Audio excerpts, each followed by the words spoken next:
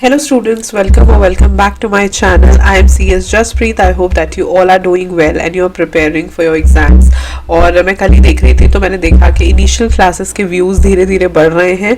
इसीलिए मैंने आपको बोला था कि जिन बच्चों ने क्लासेस फर्स्ट से नहीं देखी, प्लीज़ गो अहेड. आप कंपनी लॉ रिविजन सीरीज़ वाली जो प्ले लिस्ट है उसे रेफर करो. It will really help you.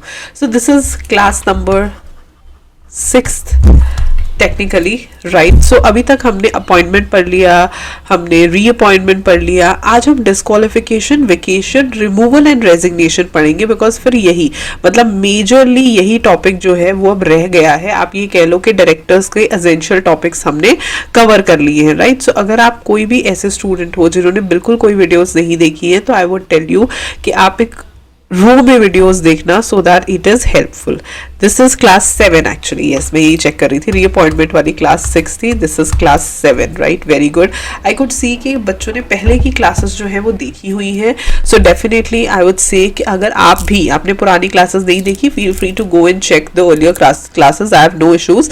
तो क्योंकि उसमें हमने डेन के बारे में डिस्कस किया, हमने एक डायरेक्टर के बारे में डिस्कस किया, फिर हमने अपॉइंटमेंट डिस्कस करी, फिर हमने रीअपॉइंटमेंट डिस्कस करी, and now a major chunk is there. इसके बाद 185 सेक्शन बाकी है, वो हम डेफिनेटली करेंगे, बट ये मेजर चंक जो है आपका हो जाएगा. So if I talk about disqualification of directors right. अगर आपको वीडियो अच्छी लगी तो वीडियो को लाइक करना, चैनल को सब्सक्राइब करना और अपने हर दोस्त के साथ इस वीडियो को शेयर करना जो सेल्फ स्टडी में स्ट्रगल कर रहा है या कंपनी लॉ में स्ट्रगल कर रहा है. बिकॉज आई एश्योर यू, एक बार अगर आप ये वीडियोस देख लोगे रिविजन की दिसंबर 2024 की, तो यकीन मानो कि आराम से क्लियर हो जाओगे राइट. सो किसी भी डायरेक्टर के हटने का रीजन एक होता है 164 सेक्शन डिस्क्वालिफिकेशन. अगर आपको याद हो तो शुरुआत के फर्स्ट लेक्चर में मैंने तुम्हें बताया था 3 चीजें हम ऑब्टेन करते हैं जब हम डायरेक्टर को अपॉइंट करते हैं.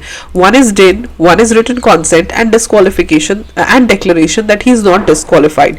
सो टेक्निकली कौन सा ऐसा पर्सन है जो डिस्क्वालिफाइड है for the appointment of director, वो हम पढ़ते हैं सेक्शन 164 में. अब अगला क्वेश्चन ये आता है कि भाई मैम सेक्शन लर्न करने हैं नहीं करने हैं. तो सेक्शन 164 सब सेक्शन 1 की अगर मैं बात करती हूँ तो सब सेक्शन 1 डील करता है पर्सन से. ठीक है कि पर्सन में क्या प्रॉब्लम है, और सबसेक्शन 2 जो है वो डील करेगा कंपनी से.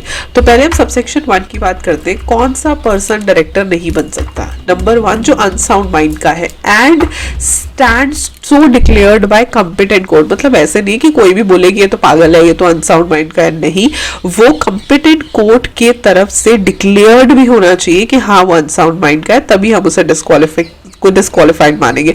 टेक्निकली कोर्ट्स में ऐसे कोर्ट्स भी होते हैं जो डिक्लेयर करते हैं कोई पर्सन अनसाउंड माइंड का है नहीं है based on his medical reports.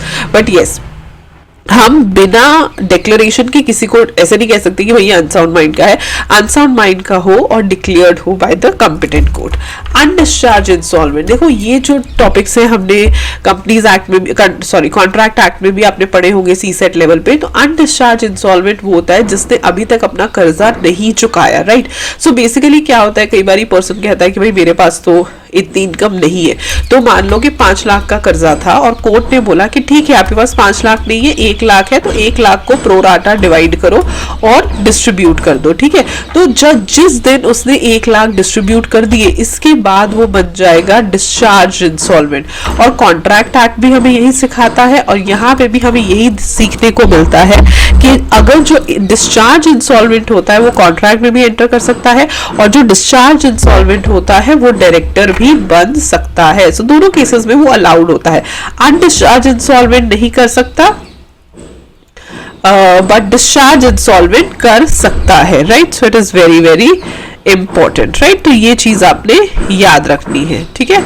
So now moving ahead, he has applied to be adjudicated as an insolvent and his application is pending. अब अगली चीज है कि उसने अप्लाई कर दिया है राइट. अप्लाई कर दिया है और उसकी एप्लीकेशन पेंडिंग है. देखो जब तक उसकी एप्लीकेशन एक्सेप्ट नहीं होगी तब तक हम तो उसे नहीं मान सकते ना राइट. सो एडजुडिकेटेड एज इंसॉल्वेंट है और उसकी एप्लीकेशन अभी पेंडिंग है, उतनी उस देर में भी, उस दौरान भी वो डायरेक्टर नहीं बन सकता. अब सबसे इंपॉर्टेंट चीज आती है, he has been convicted by a court of any offence. ठीक है. I'm sorry, there was some sound outside, then I had to pause the video. Okay, yes. So coming back to it, so सबसे पहले unsound mind हो गया, unsound mind and that too should be declared by the competent court. Second is undischarged insolvent जो मैंने समझा दिया, और second adjudicated as an insolvent, उसकी application जो है वो pending है. Fourth में आता है convicted, यानी कि जेल गया हुआ है. अब यहाँ इसको, इस पॉइंट को जरा ध्यान से सुनना कि वो जेल गया है किसी भी ऑफेंस के लिए, किसी भी ऑफेंस के लिए, मॉरल टर्बिट्यूड के लिए, किसी भी ऑफेंस के लिए, लेकिन for not less than 6 months, कम से कम 6 महीने से ज्यादा के लिए वो जेल गया हो. ठीक है, इसको उल्टे तरीके से आप इंटरप्रेट करो कि 6 मंथ से ज्यादा के लिए वो जेल गया हो. ठीक है, सो कन्विक्टेड टू जेल. ठीक है, कन्विक्टेड मतलब जेल गया है किसी ऑफेंस के लिए, लेकिन 6 महीने से ज्यादा के लिए. अगर 6 महीने से कम के लिए गया तो इट्स ओके, कोई बड़ा क्राइम नहीं किया होगा, बट 6 महीने से ज्यादा के लिए गया है. और अब यहाँ पे 5 years has not elapsed from the date of expiry. तो 6 महीने से ज्यादा तो पहले वो जेल रह के आया है. दूसरा पॉइंट कि 5 साल इलैप्स नहीं हुए हैं from the date of expiry, यानी कि जिस दिन 5 साल इलैप्स हो जाएंगे उस दिन जो है वो पर्सन अलाउ कर दिया जाएगा. इस इटसेल्फ पॉइंट में 3 बातें जो आपने याद रखनी है. नंबर 1 कि वो जेल गया है, और जेल भी गया है तो 6 महीने से ज्यादा के लिए गया, for not less than 6 months.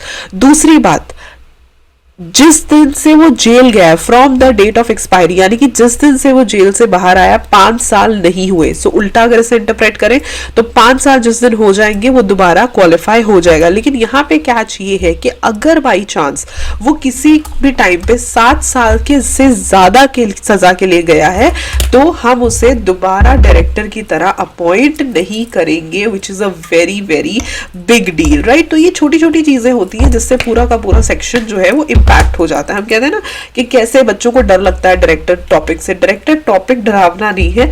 एक बार अगर आपने ये सोच लिया ना कि मैंने हर पॉइंट को समझना है, then it is not at all you know daunting, या ऐसा कुछ नहीं है कि डरावना है. ऐसा कुछ, किस बात का डर है मुझे बताओ, है किस बात का डर है? So it is not like that. तो इस बात का आपने थोड़ा सा ध्यान रखना है कि डरने वाली इसमें कोई पॉइंट या कोई बात नहीं है. मैं इस बात को रिपीट कर देती हूँ दोबारा से. तो 164 सबसेक्शन 1 क्लॉज डी में हम ये देखते हैं डिस्क्वालिफिकेशन का एक बहुत इंपॉर्टेंट पार्ट है कि अगर वो पर्सन कन्विक्टेड है, यानी कि वो जेल गया है. जेल गया है तो number 1 not less than 6 months, यानी कि 6 महीने से ज्यादा के लिए जेल गया है. नंबर 2, जिस दिन वो बाहर आया है उस दिन से 5 साल अभी खत्म नहीं हुए हैं, राइट. सो मान लो वो 2021 में बाहर आया तो 2026 तक वो डायरेक्टर नहीं बन सकता, 5 साल तक वो नहीं बन सकता, लेकिन 5 साल के बाद वो डायरेक्टर दोबारा से बन सकता है. तो 5 साल अभी खत्म नहीं हुए इसलिए वो डायरेक्टर नहीं बन सकता. जिस दिन 5 साल खत्म हो जाएंगे वो डायरेक्टर बन जाएगा. और तीसरी और सबसे एसेंशियल बात है, जैसे मैंने आपको शुरुआत में बताया कि जेल गया है तो 6 महीने से ज्यादा के लिए जेल गया है, लेकिन अगर वो at any point of time 7 साल से ज्यादा के लिए जेल गया है, then in that case he stays disqualified, वो डायरेक्टर कभी नहीं बन सकता. तो ये 3 पॉइंट्स हैं जो आपने हमेशा हमेशा याद रखने हैं,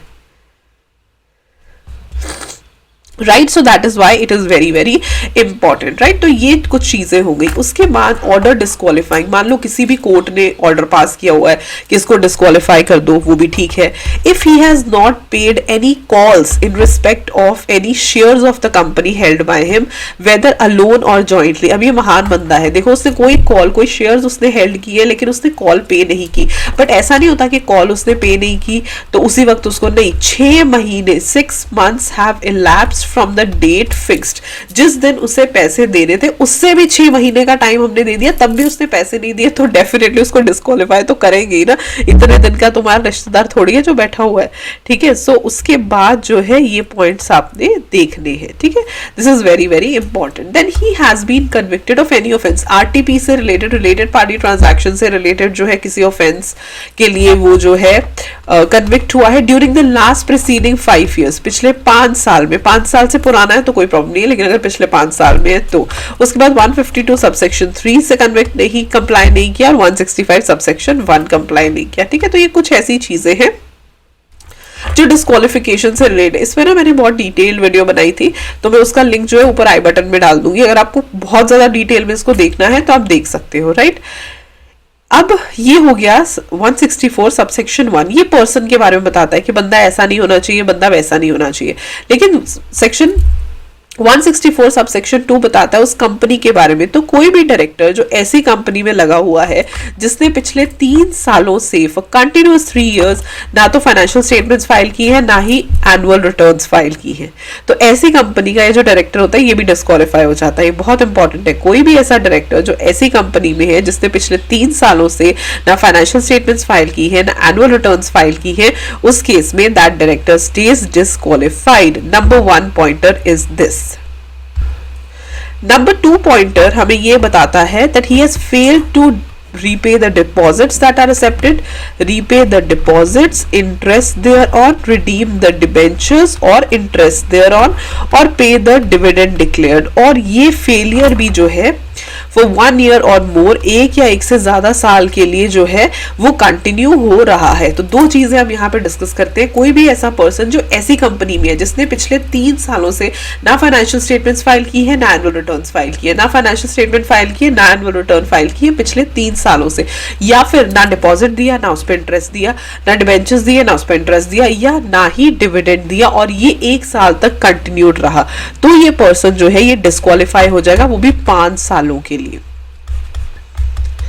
ये पर्सन जो है ये 5 सालों के लिए डिस्क्वालीफाई हो जाएगा, राइट। तो ये सबसे ज्यादा इंपॉर्टेंट है। And where a person is appointed as a director which is in default of clause A और B, then he shall not. अब मान लो कि ये तो डिस्क्वालीफाई होगी, कंपनी ने ऐसे पर्सन को डिस्क्वालीफाई कर दिया, तो अगर हम इसकी जगह पे किसी और को रखते हैं तो वो डिस्क्वालीफाई नहीं होगा। मान लो मिस्टर एक्स को हमने बाहर से बुलाया कि भाई प्लीज हमारी कंपनी में चीजें ठीक करो, तो जो न्यू अपॉइंटेड पर्सन होगा वो 6 मंथ्स तक डिस्क्वालीफाइड नहीं होगा। अगर 6 महीने तो कुछ नहीं कर पाया तो उसके बाद वो भी डिस्क्वालीफाई हो जाएगा। So this is how it goes, right? This is how it goes. ये चीजें आपने याद रखनी है। Private company may by its articles provide for any disqualifications, yes, in addition to this, क्योंकि private company again वही चीज हो जाती है कि private company जो है इस चीज को देखती ही देखती है, right? And provided the disqualifications shall continue to apply। अच्छा, disqualification और vacation में ना थोड़ा सा फर्क है। अगर आप vacation में जाओगे तो जहां conviction की बात आती है, जहां सजा की बात आती है, हम पर्सन को completely वेकेट नहीं करते अगर उसने अपील डाली हुई है, राइट। लेकिन डिस्क्वालिफिकेशन ऐसे नहीं होता। Disqualification is not subject to any appeal और पिटिशन। अभी मैं तुम्हें समझाऊंगी तो ये पॉइंटर समझ आ जाएगा। अगर पहले कभी पढ़ा होगा तो शायद याद आ जाएगा कि डिस्क्वालिफिकेशन तो आपकी हो ही जाएगी, डिस्क्वालिफिकेशन जो है वो तो हो ही जाएगी, वो पिटिशन या अपील की मोहताज नहीं होती, राइट। लेकिन वेकेशन होती है, तो ये तो हो गई डिस्क्वालिफिकेशन। इसके बाद ऐसे भी पॉइंटर्स होते हैं जहां डायरेक्टर को निकाला जा सकता है। घूमने वाली वेकेशन नहीं है, ये छुट्टी वाली वेकेशन है। तो ऐसा कब हो सकता है कि डायरेक्टर का ऑफिस वेकेट हो जाएगा? नंबर 1, अगर उसने 164 की कोई भी डिस्क्वालिफिकेशन अट्रैक्ट कर ली जो अभी हमने समझा। लेकिन इसमें ना एक छोटा सा कैच है। 164 सबसेक्शन 1 तो पर्सन के बारे में बात करता है कि कमियां तो पर्सन में ही है, या अनसाउंड है, या अनडिस्चार्ज इंसॉल्वेंट है, एडजुडिकेटेड इंसॉल्वेंट है, वो सारी चीजें। लेकिन 164 सबसेक्शन 2 जो है वो बात करता है कंपनी की, ठीक है। तो कंपनी तो खराब हो गई क्योंकि कंपनी ने एनुअल रिटर्न नहीं भरा, फाइनेंशियल स्टेटमेंट नहीं भरा। तो इस केस में जिन डायरेक्टर्स की वजह से ये सब हुआ है, अगर हम उन्हें भी वेकेट कर देंगे तो उनकी तो बल्ले बल्ले हो गई। पॉइंट को फॉलो कर रहे हो? एबीसी डायरेक्टर्स थे, इन्होंने ना एनुअल रिटर्न फाइल की, ना डिपॉजिट्स दिए, ना डिविडेंड दिया, तो इनको तुम निकाल दो। बोलेंगे हाँ हमें निकाल दो, हम कहीं और चले जाएंगे, ठीक है, या इससे आपे से जो है हमारा तो छुटकारा हो जाएगा। But this is not like that, this is not like that. यहाँ पे क्या चीज रेलिवेंट होती है? यहाँ पे होती है other than the company which is in default under that. मतलब कि एबीसी, जिन्होंने एबीसी लिमिटेड को जो है डुबाया है, जिन्होंने इसकी रिटर्न्स नहीं भरी, इसकी एनुअल स्टेटमेंट्स नहीं भरी, ये इस कंपनी में एबीसी लिमिटेड में डिस्क्वालीफाई नहीं होंगे, इसके अलावा बाकी सारी कंपनीज में डिस्क्वालीफाई हो जाएंगे। So this is very very important कि ये इस कंपनी में डिस्क्वालीफाई नहीं होंगे, लेकिन ये दूसरी कंपनीज में जो है डिस्क्वालीफाई हो जाएंगे, which is very very important and very very relevant as well. तो ये चीज जो है ये आपने याद रखनी है हमेशा कि ये इस कंपनी में डिस्क्वालीफाई नहीं होंगे। छोटा सा कैच है जो आपको याद रखना होता है for the longer period. Also I always say this कि ऐसी चीजें ना पेपर में आ जाती हैं, तो इसलिए ये चीजें आपको याद रखनी चाहिए, ठीक है। दूसरी बात, पिछले 12 महीनों में वो किसी भी बोर्ड मीटिंग में नहीं आया, किसी भी बोर्ड मीटिंग में वो नहीं आया। एक चीज यहाँ पे ध्यान रखो कि आपने ये चीज याद रखनी है कि वो किसी भी बोर्ड मीटिंग में नहीं आया, राइट, पिछले 12 महीने में। अब यहाँ पे आपने क्या चीज है, अगर वो एक भी मीटिंग में आ गया ना, पिछले किसी भी मीटिंग में वो एक भी मीटिंग में आ गया, देन इन दैट सेंस उसकी वेकेशन नहीं होगी। ठीक है, when I say all the meetings, that means all the meetings and that too with और without seeking leave of absence. जब मैं आपको मिनट्स कराऊंगी I tell you, leave of absence वैसे भी एक कर्टसी होती है। लीव ऑफ एब्सेंस का ऐसा कुछ वजूद या अस्तित्व नहीं होता कि हाय लीव ऑफ एब्सेंस ले लिया तो कोई बहुत महान काम कर दिया। लीव ऑफ एब्सेंस का ऐसा कोई भी महान चीज होती नहीं है एक्चुअली, इसीलिए ये चीजें देखने वाली होती है। तो इसीलिए विद और without seeking leave of absence जो है, अगर वो ऐसा कुछ भी करता है तो it does not creates a much bigger impact, कुछ ऐसा नहीं होता। It's completely fine, you know, आप वेकेट हो जाओगे बेसिकली, राइट। सो पिछले 12 महीने में पर्सन जो है वो वेकेशन अट्रैक्ट कर सकता है, इवन अगर वो बोर्ड मीटिंग में विद और विदाउट लीव ऑफ एब्सेंस आता है, राइट। नेक्स्ट इज अगर उसने कोई भी कॉन्ट्रावेंशन किया है 184 में, 184 में रिलेटिंग टू कॉन्ट्रैक्ट्स या अरेंजमेंट्स, 184 इंटरेस्ट की बात करता है, डिस्क्लोजर ऑफ इंटरेस्ट की बात करता है 184। तो अगर उसमें उसने कोई भी गड़बड़ी की है तो that is that he fails to disclose his interest in any contract. Again वही चीज की उसने अपना इंटरेस्ट डिस्क्लोज नहीं किया, राइट। उसके बाद ही becomes disqualified by order of a court और ट्रिब्यूनल, कोर्ट या ट्रिब्यूनल ने उसे डिस्क्वालिफाई कर दिया। अब आती है मेन बात, आपने देखा होगा डिस्क्वालिफिकेशन में हमने कन्विक्शन की बात की थी, यहाँ पे भी वो कन्विक्शन की बात करते हैं। अगेन 6 महीने से कम का नहीं होना चाहिए, लेकिन इसमें हम उसे कंप्लीटली वेकेट नहीं करते अगर उसने आगे अपील फाइल करके रखी है, राइट। तो इसको जरा ध्यान से देखना, ई और एफ दोनों में ये ऑफिस तब तक वेकेट नहीं होगा 30 days from the date of conviction, क्योंकि पहली अपील के लिए 30 डेज होते हैं, 30 days from the date of conviction. ठीक है, 30 दिन तक का हम उसे टाइम देते हैं। अगर वो 30 दिन में अपील अगेन उसका रिजल्ट आया अगेंस्ट द कन्विक्शन और ऑर्डर और अपील, उससे भी आगे हम 7 दिन उसको और देते हैं अगर वो अपील फाइल कर देता है। ठीक है, अब 7 दिनों के बाद जो है डिसाइड होता है कि आगे क्या करना है। विद इन 7 डेज अगर वो अपील फाइल कर देता है तो अगली अपील तक, अदरवाइज द जो भी डिसीजन होगा, ठीक है, अगर वो छूट जाएगा तो छूट जाए, अगर नहीं छूटेगा then it is to be seen, right. For 30 days सबसे पहले from the date of conviction, then where an appeal is preferred within 30 days, अगर उसने अपील डाल दी तो अगले 7 दिन तक, and where further appeal is further appeal और petition is preferred against this within 7 days, तो फर्दर अपील तक हमें वेट करना पड़ता है, राइट। फर्दर अपील या पिटिशन तक हमें वेट करना पड़ता है। तो ये 3 चीजें आपने देखनी है, राइट। सो 3 चीजें इसमें इसका ध्यान रखना है आपने कि on the other hand vacation बहुत अलग होता है। वेकेशन हमें ये सिखाता है कि पहले 30 डेज का हम उसे टाइम देते हैं कि वो अपील कर दे। अगर उसने अपील कर दी तो अपील डिसाइड होने के लिए अगले 7 दिन का टाइम देते हैं, और अगर 7 दिनों में उसने फर्दर अपील कर दी तो फर्दर अपील तक का टाइम देते हैं, और फर्दर अपील तक तो डिसाइड हो ही जाएगा कि भाई वो कन्विक्टेड है या नहीं है, फिर उसके हिसाब से डिसीजन आप ले सकते हो, राइट।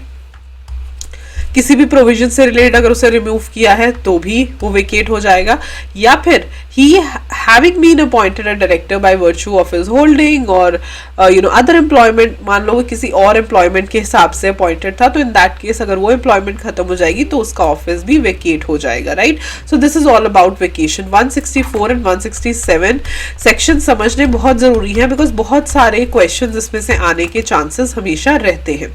इसी के साथ अगर हम रेजिग्नेशन की बात करते हैं तो देखो, रेजिग्नेशन और अपॉइंटमेंट में एक चीज कॉमन होती है which is DIR 12। I always tell students DIR 12 जो है वो दोनों में हमेशा कॉमन रहता है, ये बात आपने याद रखनी है, राइट। DIR 12 दोनों में ही हमेशा कॉमन रहता है। सो DIR 12 की जब हम बात करते हैं, क्योंकि वो सीजेशन ऑफ ऑफिस से रिलेटेड है इसलिए वो कॉमन रहता है। Resignation of directors, according to section 168, director may resign from its office by giving a notice with the reasons of resignation and writing to the company. Definitely वो resign कर सकता है, रिजाइन करने में कोई प्रॉब्लम नहीं है। रेजिग्नेशन और रिमूवल में एक छोटू सा फर्क होता है, मैं आपको बताती हूँ। आई होप रेजिग्नेशन तो सबको समझ आता ही है कि रेजिग्नेशन क्या होता है। सो डायरेक्टर रिजाइन कर सकता है, बोर्ड शैल ऑन, और बोर्ड को ऑफ कोर्स रेजिग्नेशन वो देगा, बोर्ड के पास जैसे ही रेजिग्नेशन आ जाएगी board will take the note. Company बिल्कुल जैसे अपॉइंटमेंट में करती है वैसे ही DIR 12 फाइल करेगी। अटैचमेंट्स बदल जाती है, लेकिन वैसे ही जैसे अपॉइंटमेंट के 30 दिनों में DIR 12 फाइल करना होता है, वैसे ही रेजिग्नेशन रिमूवल के 30 दिनों में DIR 12 फाइल करना होता है। बोर्ड ये फैक्ट जनरल मीटिंग में बता देगी। यहाँ पे एक एडिशनल फॉर्म आता है कि जो डायरेक्टर है वो DIR 11 फाइल करेगा with in 30 days with the ROC, क्योंकि यहाँ पे ना रेजिग्नेशन हो रही है और ये सिर्फ रेजिग्नेशन में होता है, रिमूवल में नहीं होता। रेजिग्नेशन में ROC ये जानना चाहता है कि आपने रिजाइन क्यों किया, तो डायरेक्टर अगले 30 दिनों में DIR 11 फाइल करके ROC को अपने रीजंस बताता है। बस रेजिग्नेशन और रिमूवल में यही फर्क होता है, अदरवाइज मोस्टली का सारा कंटेंट सेम ही होता है। सो डायरेक्टर के एंड से अगर डायरेक्टर रिजाइन करता है तो वो अपने एंड से DIR 11 भी फाइल करेगा with ROC with in 30 days, telling the reasons कि उसने क्यों रिजाइन किया, क्योंकि रिजाइन को काफी सीरियस मैटर समझते हैं, right, specially from jobs and company के director. That is why resignation, हाँ रेजिग्नेशन की इफेक्टिविटी बहुत जरूरी है। रेजिग्नेशन की इफेक्टिवनेस होती है या तो from the date of the notice और from the date mentioned in the specified by the director, whichever is later, जो भी बाद में आ जाए, ठीक है, या तो जिस दिन आपका नोटिस रिसीव हो गया वो, या जिस दिन आपने बोला कि मैं इस दिन से रिजाइन करूंगा, जो भी बाद में आएगी उससे हम रेजिग्नेशन ले लेंगे। आइदर जो डेट आपने स्पेसिफाई किया, आइदर जिस दिन आपका नोटिस मिला, जो भी लेटर होगा उसी डेट से आपकी रेजिग्नेशन एक्सेप्ट कर ली जाएगी, राइट। वैसे तो नोटिस पीरियड होता है, सब कुछ बताना ही पड़ता है पहले, राइट तो ये सब चीजें इंपॉर्टेंट हो जाती है, ठीक है। So this is all about resignation. बस रेजिग्नेशन में याद रखना कि कंपनी के एंड से जैसे अपॉइंटमेंट में DIR 12 लगेगा, रिमूवल में लगेगा, तो वैसे ही रेजिग्नेशन में लगेगा, लेकिन रेजिग्नेशन में डायरेक्टर के एंड से भी एक फॉर्म जाएगा DIR 11। DIR 11 में वो ROC में एक्चुअली बताएगा द रीजंस, राइट, वो रीजंस बताएगा ऑफ रेजिग्नेशन कि उसने रिजाइन क्यों किया, रीजंस ऑफ रेजिग्नेशन, ये सारी चीजें आपने देखनी है, ठीक है। उसके बाद रिमूवल की बात आती है। देखो रिमूवल सिंपल होता है, ऑर्डिनरी रेजोल्यूशन से आप किसी भी डायरेक्टर को रिमूव कर सकते हो, ठीक है। रिमूवल के अपने अपने रीजंस होते हैं। अब एक चीज आपने याद रखनी है, that it shall apply regardless of the way in which he was appointed. कोई फर्क नहीं पड़ता वो कैसे अपॉइंट हुआ था, अगर किसी को उसे रिमूव करना है तो ऑर्डिनरी रेजोल्यूशन से रिमूव कर देंगे। अगर removal of director by share holders remove कर सकता है, बिल्कुल कर सकता है, बट एक्सेप्ट द वन जो ट्रिब्यूनल ने रखा है। ट्रिब्यूनल वाले को शेयर होल्डर्स रिमूव नहीं कर सकते, ये मैंने पहले भी शायद बताया था। ट्रिब्यूनल वाले को शेयर होल्डर्स रिमूव नहीं कर सकते। एंड ऑल्सो रिमूवल के टाइम पे प्रिंसिपल ऑफ नेचुरल जस्टिस जरूर फॉलो करना है, which is opportunity of being heard. उसे अपॉर्चुनिटी ऑफ बीइंग हर्ड जरूर देना है, जिसे हम कहते हैं principle of natural justice. Independent director जो है, अगर आप उसे अपॉइंट करते हो सेकेंड टर्म के लिए, he shall be removed only by passing special resolution. Yes, ये एक इंपॉर्टेंट चीज है। देखो अगर एक नॉर्मल सिनेरियो की हम बात करें तो नॉर्मल अगर एक डायरेक्टर है, शेयर होल्डर्स ने रखा था, अब उसको रिमूव करना है, ऑर्डिनरी रेजोल्यूशन पास करो और उसे रिमूव कर दो। एक्सेप्ट द वन, ट्रिब्यूनल वाले को आप रिमूव नहीं कर सकते। लेकिन मैं इंडिपेंडेंट डायरेक्टर की अगर बात करती हूँ और इंडिपेंडेंट डायरेक्टर को आपने रीअपॉइंट कर लिया, अब रीअपॉइंट करने के बाद अगर आप उसे हटा रहे हो तो हमें स्पेशल रेजोल्यूशन की जरूरत है। ऑफ कोर्स दोनों केसेस में अपॉर्चुनिटी ऑफ बीइंग हर्ड तो देना ही है। अगर रीअपॉइंटमेंट का केस होता है तो हमें डायरेक्टर को, फिर इंडिपेंडेंट डायरेक्टर को स्पेशल रेजोल्यूशन से हटाना पड़ता है, राइट। ये सारी चीजें जो है ये आपको नोट डाउन करनी पड़ेंगी। ऑफ कोर्स जो प्रपोजल में चले गए उन पे रिमूवल नहीं लगेगा। रिमूवल का प्रोसीजर बिल्कुल इजी होता है। एक स्पेशल नोटिस जाता है from a member of the company proposing us ordinary resolution. Removal के लिए कोई तो इनिशिएट करेगा ना, आप हटाना चाहते हो तो मेंबर कहता है कि हमें इस डायरेक्टर को हटाना है, ठीक है। तो एक स्पेशल नोटिस जाएगा एक मेंबर की तरफ से प्रपोजिंग एन ऑर्डिनरी रेजोल्यूशन। एक ऑर्डिनरी रेजोल्यूशन वो प्रपोज करेंगे, removing the director is necessary, जिसमें बताएंगे कि भाई इस डायरेक्टर को जो है आप हटा दीजिए, इसे हटाना बहुत ज्यादा जरूरी है, ठीक है।